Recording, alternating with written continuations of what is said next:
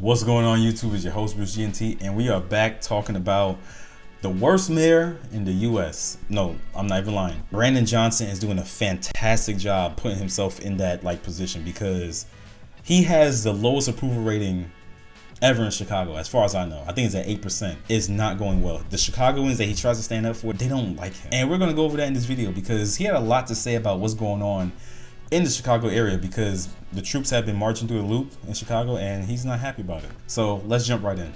Thank you, Governor, and good afternoon, everyone. Good afternoon. I'm grateful to all of the elected leaders here, the community, business, and faith leaders that are joining us today. Many Chicagoans were shocked and appalled to see videos of heavily armed, masked federal agents in our streets yesterday. The reality is that this stunt has nothing to do with public safety. This is about politics, money, and power. The president is using his militarized force the exact way he intended to advance his political goals.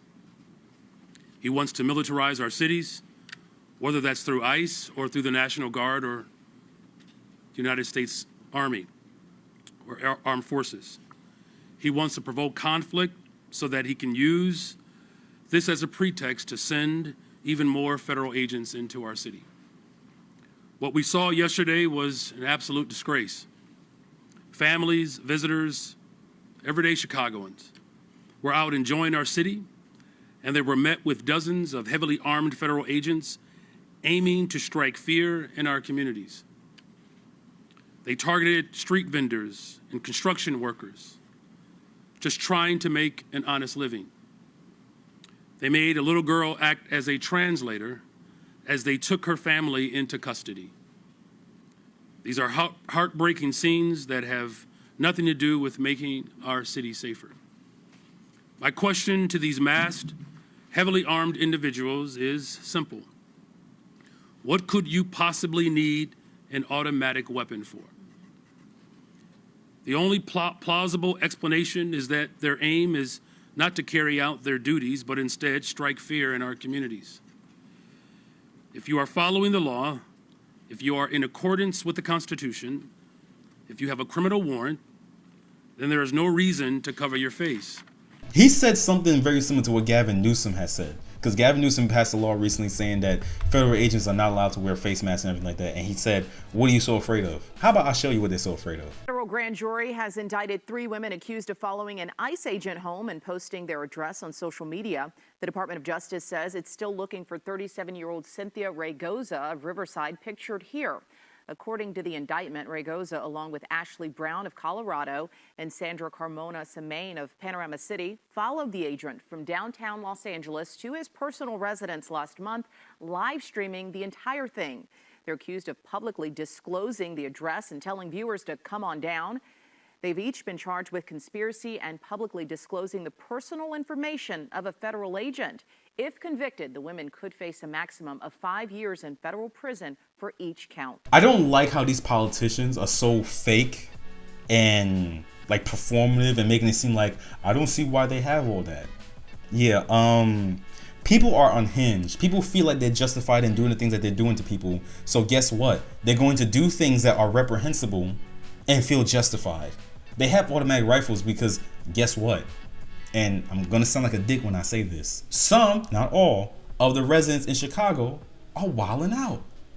I can't sit here and act like I haven't either done videos on or looked up and saw the Chicago news of someone getting popped. And it's not like they're getting popped by a pistol. Some of these dudes have automatic rifles themselves. So you're looking at the National Guard being like, why do you have that? The same reason you have police officers as your security detail. Come on now. This comes on the heels of the revelation that was reported on MSNBC that Tom Homan, the so-called border czar, accepted a $50,000 bribe from undercover FBI agents in exchange for lucrative detention center contracts. So let's call it what it is. Tom Homan sold out the American people for $50,000 in cash.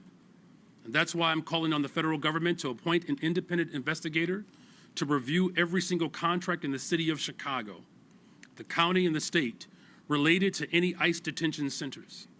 The people have a right to know if these contracts are legitimate or if they were granted as a result of outright bribery and corruption.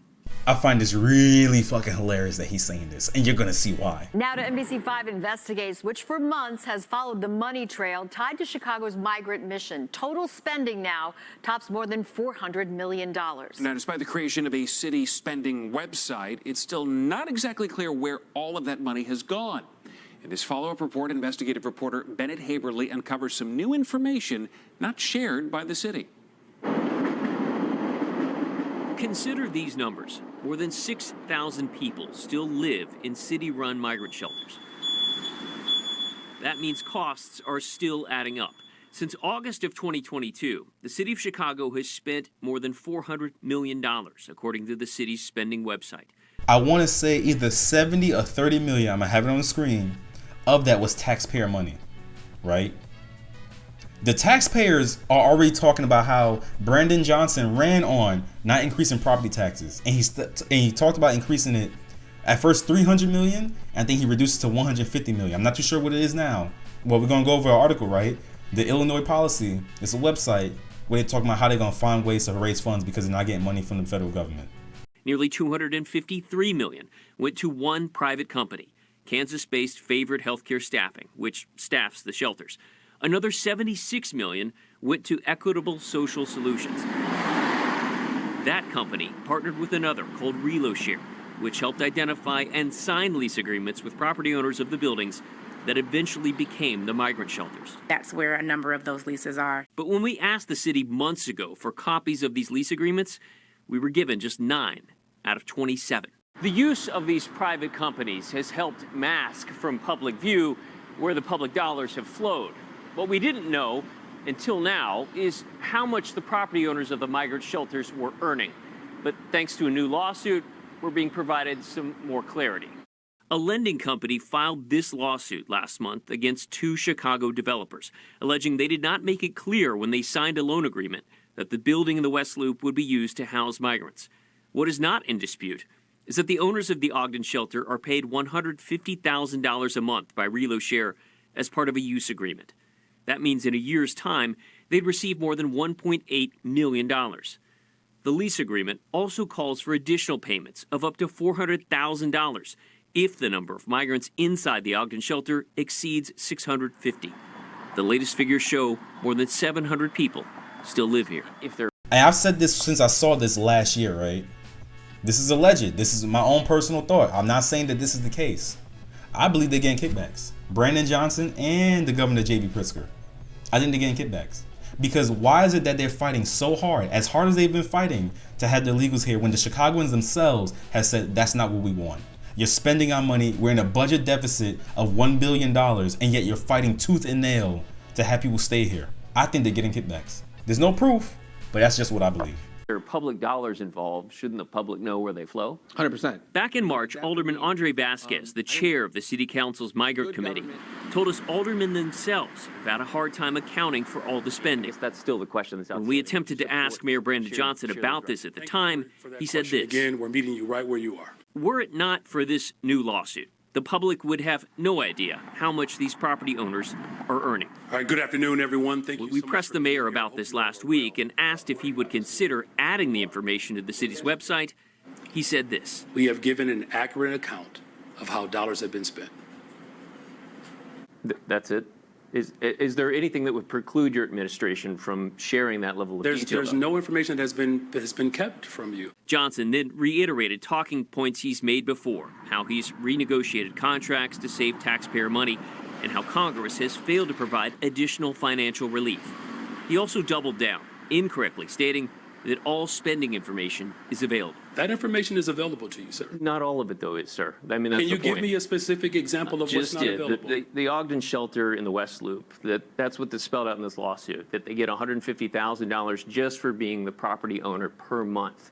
Nowhere is that available on the city's spending website. My question, again, is simply, is there anything that would preclude you from including that level of detail? You guys have said you're transparent. Why not show it? All of the information related to the spending to this mission is available. That's where we left it. So I find it really, excuse my language, fucking funny that he's sitting up here talking about John Holman getting $50,000, and now he wants to have an independent investigation looking into all the contracts within Chicago. I said it here, and I said it months ago. I just didn't create a video on it. They're getting kickbacks, and right now what he's trying to do is he's trying to divert from the little, indiscrepancies with the money from himself and try to draw attention to Tom Holman. Now, whether or not Tom Holman took $50,000, I'm not too sure. I looked into myself, and the investigation was closed down because when President Trump got into office, the head of the FBI, I forgot his name, Kash Patel, right? He pretty much closed and said there was not enough. It wasn't sufficient evidence. You had to leave it at that. Do I feel like a little funky business was going on? Yeah, of course. But we have to go based off what we know. I can't go off of speculation. This right here is in my face. But let's jump into something else real quick, because essentially Chicago's trying to think of ways to make up for its budget deficit, right? And this is kind of hilarious, in my personal opinion. So we have right here, right, on illinoispolicy.org, Chicago finds 39 ways to get $1.65 billion more to spend. Chicago Mayor Brandon Johnson's task force outlined 39 ways to raise up to $1.65 billion to close Chicago's 2026 budget deficit. More taxes is the wrong answer. Mayor Brandon Johnson's Chicago Financial Future Task Force releases interim reports, options for Chicago's financial future. With 39 revenue-generating measures, it claimed could yield anywhere from $630 million to $1.65 billion in additional revenue. Among the measures released September 16th are 23 recommendations for increasing existing fines and fees to bring in up to $475.2 million in new revenue. 12 new or increased taxes to bring in up to $1 billion in higher taxes, and 4 additional measures that could generate up to $177.5 million for city coffers. And here it goes right here. Interesting. Yes, Chicago leaders can keep figuring out ways to make more money from the residents, visitors, and businesses, but the problem is not revenue, it's spending, which is something that a lot of people don't think of, right? A lot of people think, oh, if we just bring in more money. But if you're spending the money haphazardly, it's not going to work. We start here at 5 o'clock with questions about Mayor Brandon Johnson using campaign funds to pay for hair and makeup expenses for himself and other people tied to his campaign. The Chicago Sun-Times first reported that Johnson has spent more than $30,000 in 15 months. Election lawyers disagree if it's lawful. The city of Chicago grapples with a massive budget shortfall. NBC5 Investigates has uncovered records showing that the city spent $80,000 renovating a single office to be used by Mayor Johnson's wife, the First Lady of Chicago. The receipts show that city workers did much of the labor and billed the city for that work. Here's NBC5 Investigates' Bennett Haberly with the story. Bennett. Yeah, Alex and Allison, these renovation or redecorating costs, well, the mayor says won't bankrupt the city, come at a time when Chicago is facing a huge financial hole and weighing all options, including potential layoffs, to make up for this deficit. Chicago's financial challenges raise questions about why the city is to prepare for these questions. I'm wondering if you could help define what is the role of the First Lady in your administration, and how do we justify spending upwards of $80,000 to redecorate an office for her and staff in our current financial situation? So the Cultural Center has always been a location for dignitaries. Every First Lady has had office space, there. Renovations for my office or any other office is standard procedure. Is there any concern about optics of spending $4,000 on a desk or $4,000 in club chairs at a time when the city is in this sort of budget hole? Yeah, a desk is not going to, the purchase of a desk is not going to change the financial structural damage that has been in place for a very long time. So this is why we ask, and I mean this respectfully, we ask far more profound questions than that. We ask, how do we make sure that the structural damage that's been created over the course of decades, that we reroute the rivers, if you will, to make sure that it gets to the places where there's dry land. And that's what we're doing. Johnson voiced displeasure with our questions, but they were born out of these receipts, which show an order for this executive chair costing more than $2,200, a desk labeled for the First Lady running more than $4,400, another staffer's desk $4,600, and 2 club chairs costing more than $8,000. The question wasn't necessarily about just the dollar amount, but about the optics of that. Given, I mean, we just had a very contentious council meeting, so I'm just wondering if you're concerned about that optics. So I've been mayor for 17 months, and you have a question about how I feel about optics? Just go back and review the tape. If I were to allow my leadership to be based on someone's opinion of me, it would be a derelict of duty. I never question my position to invest in people. I don't do this for optics.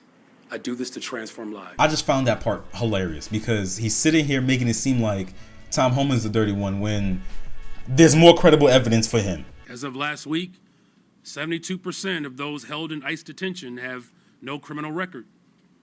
And of those with a criminal record, many are for traffic violations and misdemeanors. The Trump administration's detention campaign is not for public safety, it is for profit. More than 90% of the immigration detention centers are run by private and for-profit corporations. The Trump administration has already engaged in no-bid contracts with private prison contractors across the United States. Executives at private prison firms are calling this a gold rush, as their stocks have soared by as much as 80%. In May, the CEO of a private prison corporation told investors, and this is a quote, "Truly one of the most exciting periods in the history of the company." One company estimated that they could make as much as $400 million of taxpayer money per year from private detention. Another said that it could make as much as $1 billion in additional revenue. The 2 largest private prison corporations gave President Donald Trump at least $2.8 million for his re-election campaign. And this is the agency that Trump and Republicans just handed $170 billion, a blank check with little to no oversight. The money that Republicans gave to ICE is there's more funding given to ICE in this last budget that has been allocated for police departments at state and local governments in all 50 states, including the District of Columbia combined. I'm not saying that what he's saying is inherently untrue. I believe almost all parts of government, no matter which side you stand on, can be corrupt. I think they all take kickbacks. I think they all find some way, shape, or form to do insider trading.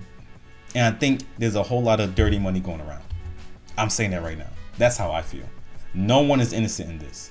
But look, that's all I really want to talk about. I mean, to me, I ain't gonna lie, it sounds like he's a little bit salty because Chicago, along with some other cities that have been mishandling their budget, had just been begging for money for a while.